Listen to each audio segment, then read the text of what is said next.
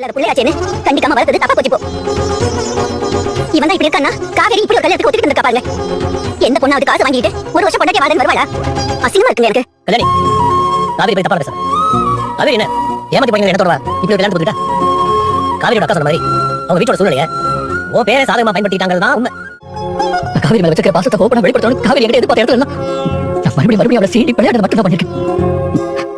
இப்பதான் எல்லாத்தையுமே மட்டும் நான் யோசிச்சேன். ஆனா அவ ஒவ்வொரு நிமிஷத்துக்கு எவ்வளவு பயத்தோட கிராஸ் பண்ணிருக்கான்றதையும் போய் அவளை கூட்டிட்டு வந்தேன் தாத்தா. இப்பவே போய் நான் காவேரி கிட்ட பேசணும் தாத்தா. கிளம்புங்க. பாருங்க தயவு செஞ்சு காவேரி கூப்பிடுங்க. நான் காவேரி கிட்ட தனியா பேசலாம் ப்ளீஸ். தொலைக்கலங்க. நான் காவேரி ஏமாத்திர மாதிரி பேசாதீங்க. காவேரி கூட நான் சேர்ந்து வாழணும் தான். காவேரி காவேரி காவேரி நீ பெண்ணே என்னை மறந்தா கடந்தேதான் நடந்தா